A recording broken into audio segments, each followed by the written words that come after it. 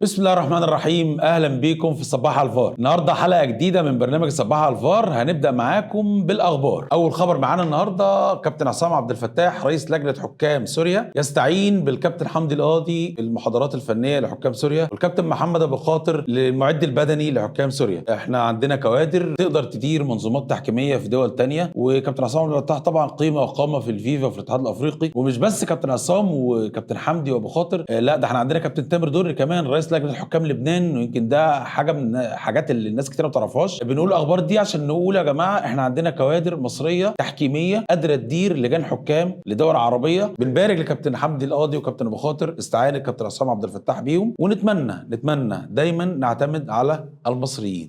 الخبر اللي معانا بعد كده سحب التعيينات الدوري الممتاز من كابتن وجيه احمد. اوسكار رويز سحب التعيينات الدوري الممتاز من كابتن وجيه احمد، وده يعني سبب شيء من الغضب عند كابتن وجيه. حتى كان في زوم من 3 ايام كابتن وجيه امتنع عنه وقال ان هو لظروف خاصه يعني، بس لا الحقيقه كابتن وجيه احمد كان متضايق من الموضوع ده، انه سحب منه تعيينات الدوري الممتاز اللي كان بيتم. كابتن وجيه احمد كان دوره يا جماعه عشان بس نوضح لحضراتكم الصوره، كان بيعمل حاجه اسمها مشروع الاسبوع او الاسبوعين. يعني ايه المشروع؟ مباراه كذا يتحط لها كذا، مباراه كذا يتحط لها كذا، والراجل يراجع لو وافق على التعيينات دي بيمضي، ما وافقش خلاص بيشيل فلان ويحط فلان. ده خلاص ما بقاش موجود. سحب التعيينات من كابتن وجيه اداها للمساعد بتاعه، بقوا بالاتفاق بينهم وبين بعض هم اللي بيعينوا الدوري الممتاز، وكابتن وجيه احمد بقى مسؤول عن المحترفين والممتاز به. سؤالي المره الثالثه والرابعه والخامسه، باقي اعضاء اللجنه فين الادوار؟ كل ده انا مستني اجابه، لحد دلوقتي الاجابه ما جاتليش. في بعض الناس جوه اللجنه انا لسه عايز اشوف ادوارها ايه، لسه الاجابه ما جاتلناش. الخبر اللي بعده، الخبر اللي معانا بعد كده بيان نادي المقاولين العرب بيشتكي، وده يمكن الشكوى او البيان رقم 23 في الدوري الممتاز. بيان المقاولين العرب بيشتكي من مباراته في ماتش بتروجيت وركلات الجزاء اللي اتحسبت. ده هياخدنا لخبر تاني والكواليس تانية، ان في الزوم ميتنج بتاع المباراه دي مستر اوسكار رويز عمل فوتنج على لعبه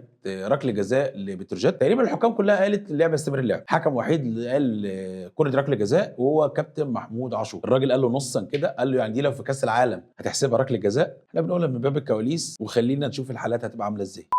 الخبر اللي معانا بعد كده، اوسكار رويز مدي تعليمات يا جماعه للحكام المساعدين ان هو يخش الملعب في حاله ان لو الحكم بعيد في المنطقه الثانيه يخش يساعده. بمعنى ان ممكن يبقى في لعبه هجمه مرتده الحكم بعيد فيها في النص الثاني ما لحقش يروح بحكم ان الكره اسرع من الحكم، ادى تعليمات للحكام المساعدين ان هم يخشوا يساعدوا الحكام 3 4 متر كده جوه الملعب عشان يشوفوا القرار ويساعد الحكم. ودي حاجه كويسه وحاجه محموده لاوسكار رويز. بس للاسف المساعدين بينفذوا تعليمات الراجل غلط. يعني ايه الاقي الحكم بينه وبين الكوره 10 متر والمساعد داخل، المساعد داخل 3 4 متر؟ دي حصلت في الدوري كتير جدا. انا ليه بقول كده؟ لان الحكم في الاخر الحكم المساعد ده ليه وظيفه، وظيفتي التسلل. انا بفقد تمركز وقرار مهم بتسلل بان انا بعمل شغل مش شغلي. الحاجه دي يا جماعه بتتعمل لما الحكم يبقى بعيد، لكن ما ينفعش الحكم يبقى قريب وراكب اللعبه وانا برضو داخل عشان اقول للراجل انا بص بنفذ تعليماتك. ما انت بتنفذ تعليمات غلط كده، انا ما اقدرش الوم الراجل، الوم اللي بينفذ. فيا ريت يا جماعه لو سمحتوا نركز ونطبق تعليمات الراجل صح.